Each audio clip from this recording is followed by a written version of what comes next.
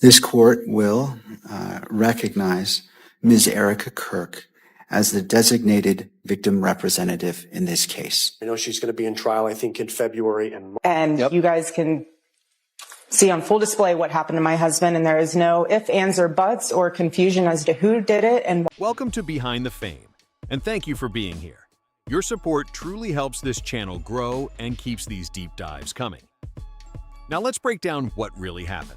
Did Erika Kirk quietly make a behind-the-scenes arrangement with Tyler Robinson? That's the question exploding across social media right now after a wave of new claims surfaced online. According to these allegations, Tyler Robinson is being framed as the convenient fall guy in Charlie Kirk's tragic death, and critics are starting to ask who benefits most from that narrative being cemented so quickly. What's making this hit even harder is the growing conversation about possible overlapping connections between Erika's extended family and Tyler Robinson's family. You aware that the DNA evidence that was seized from the scene consisted of a mixture of at least 5 different individuals? I'm not a DNA expert, so you know enough to say what helps him, but you're not going to answer whether or not there were 5 individuals mixed into that DNA. I'm not aware of that, no. Okay. Nothing has been officially confirmed. There are no court findings tying these families together in any direct way. But when names, locations, and timelines start appearing in the same circles, the internet does what it always does. It investigates. And once people begin digging, things rarely stay quiet. Meanwhile, Erika hasn't waited for a courtroom to weigh in. She's been doing interviews back-to-back, publicly stating that Tyler Robinson is responsible, even though the trial process hasn't fully played out. No jury has delivered a verdict. No final ruling has been issued, yet her language sounds definitive, and that's where some observers say the tension begins. Adding another layer, Erika was appointed as the official victim's representative. Father, forgive them, for they not know what they do. That man, that young man, I forgive him. Meaning she can speak in court on Charlie's behalf regarding his rights and interests. That role carries real influence, and critics are now questioning whether publicly declaring someone guilty before a verdict is reached is appropriate while holding that position. So, naturally, people are asking, what happened to the principle of innocent until proven guilty? Every time Tyler Robinson's name comes up, Erika reiterates her position. She has also publicly stated that she does not want alternative theories circulating online once the legal process concludes. That statement alone ignited heated debate. And you guys can see on full display what happened to my husband, and there is no ifs, ands, or buts or confusion as to who did it and why. It's really powerful because Charlie knew that you don't just talk about the youth, you talk to the youth.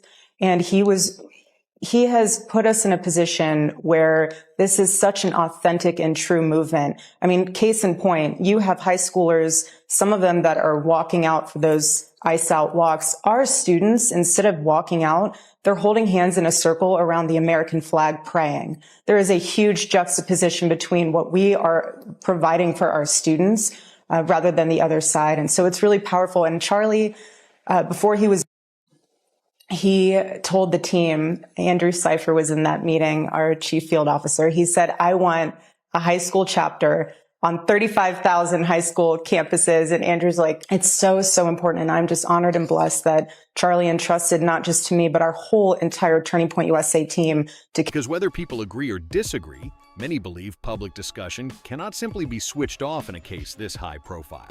Attempts to quiet speculation rarely eliminate it. If anything, they tend to amplify it.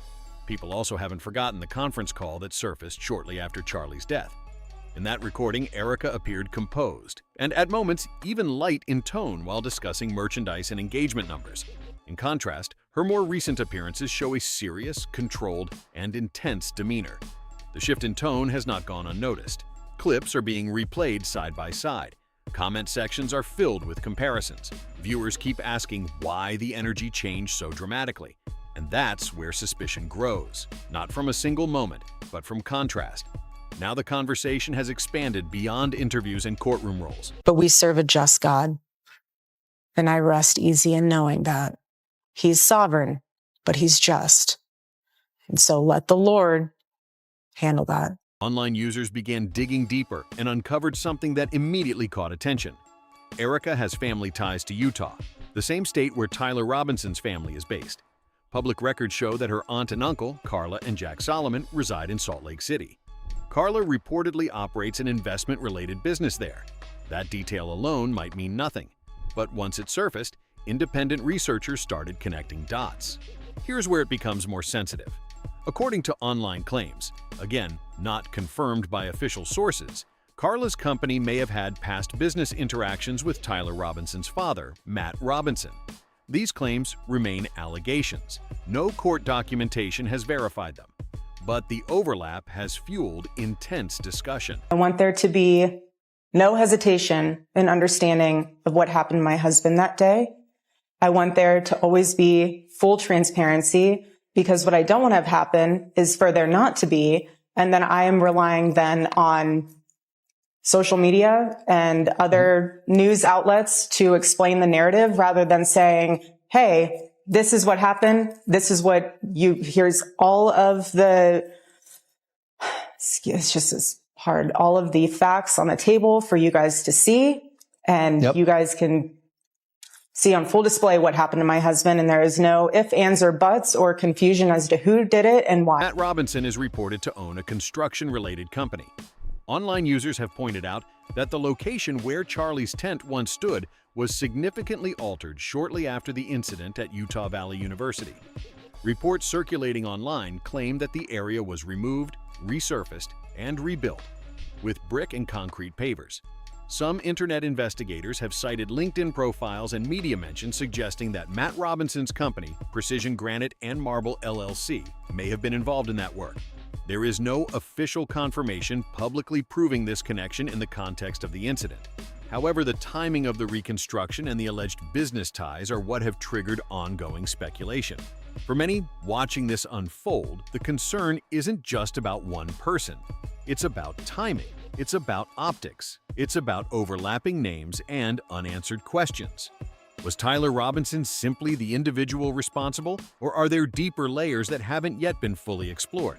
Right now, there are more questions than answers. And when high-profile events intersect with family connections, financial interests, and rapid public narratives, scrutiny only intensifies. That you go into young people and you convey to them the authenticity of what is happening in this country. What do you say to them? You can't explain authenticity. You either feel it or you don't.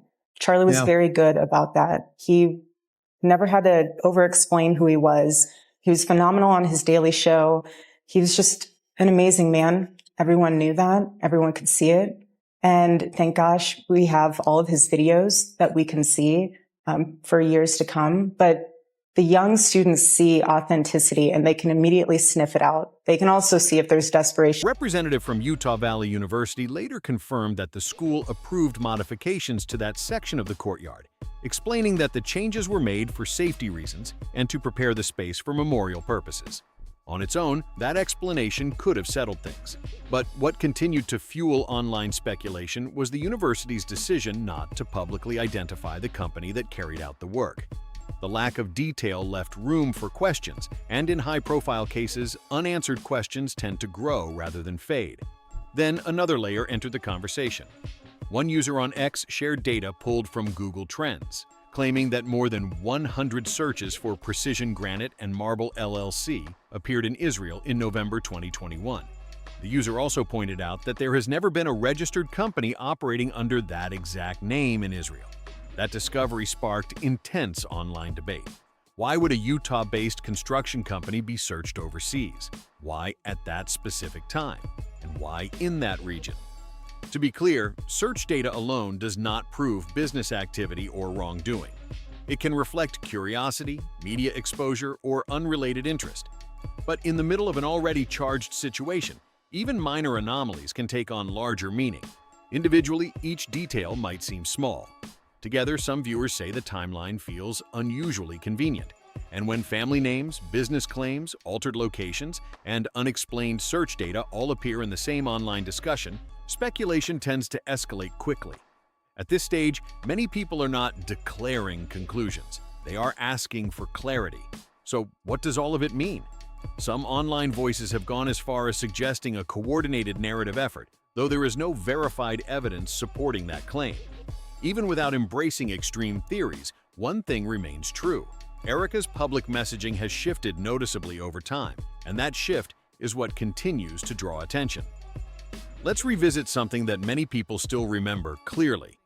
Just 2 days after Charlie's death, Erika publicly stated that she forgave Tyler Robinson. She said she trusted the Lord to bring justice and emphasized that she was placing the outcome in God's hands. That moment was widely shared and praised by supporters as an act of grace and faith during unimaginable circumstances. But months later, the tone appears different. Erika has since filed a motion requesting a speedy trial, signaling urgency in moving the case forward. At the same time, she has continued appearing in interviews where she speaks with certainty about Tyler's guilt, even though the legal process has not yet concluded. That contrast has left some observers confused. How does someone move from public forgiveness and spiritual surrender to actively pushing for a rapid legal resolution while strongly asserting responsibility? What changed in the space between those two moments? Another detail that sparked discussion involves the attorney representing Erika in filing the speedy trial motion, Jeffrey Neiman. Some online users noted that Neiman previously represented Alex Acosta during the 2008 case involving Jeffrey Epstein, a plea agreement that later drew widespread criticism. That historical connection does not imply wrongdoing in this case. Lawyers represent many clients across their careers. Still, when viewers recognized the name, it added another layer of scrutiny to an already complex narrative. So now the questions continue to build. Why the urgency? Why the public certainty before a verdict? Why the shift in tone from forgiveness to forceful advocacy? People aren't claiming definitive answers, but they are pointing out that the timeline feels inconsistent. Forgiveness followed by acceleration. Faith followed by legal pressure. Calm statements followed by persistent media appearances. At this point, many viewers aren't just watching the court case, they're watching the evolution of the messaging. And with every new development, the story feels more layered, more complicated, and far from finished. So if she truly believes justice is in God's hands, then why the sudden push to accelerate the legal process? Why file motions for a speedy trial while at the same time speaking publicly as if the outcome is already decided? That contrast is what many viewers can't stop talking about. It's not just the legal steps, it's the shift in tone. Scroll through social media right now and you'll see the same conversation repeating in different forms. Some online commentators believe Erika isn't reacting to grief anymore. They believe she's reacting to pressure. According to this theory, the narrative she and Turning Point initially leaned into simply didn't settle the way they expected. Instead of quieting down, the conversation grew louder. People didn't move on. They started revisiting old footage. They began resurfacing archived interviews, past statements, and earlier contradictions. Clips that once felt irrelevant are now being re-examined frame by frame. And the more people dig, the more complicated the overall picture begins to look. None of that proves wrongdoing. But it does show that public trust isn't easily restored once doubt enters the room. With the trial reportedly set for May, tension is rising. In high-profile cases, new information often surfaces as proceedings approach. Witness lists become public, motions are filed, details that were once buried in paperwork suddenly become part of the public conversation. And that uncertainty alone keeps speculation alive. Some observers believe the urgency now is about narrative control, about narrowing the focus before additional layers are introduced. Others argue it's simply a grieving widow wanting closure as quickly as possible. Both interpretations are circulating at the same time, and that's what makes this moment feel unstable. Because right now, it doesn't feel settled. It feels like something is building. And if more information does surface in the coming months, the public reaction could shift again. Until then, people are watching closely, not just the legal process, but the messaging around it. If you've been following this story, I want to know what you think. Is this urgency about justice or about controlling perception before the next chapter unfolds? Drop your thoughts below, and if you're new here, make sure to subscribe to Behind the Fame so you don't miss what comes next.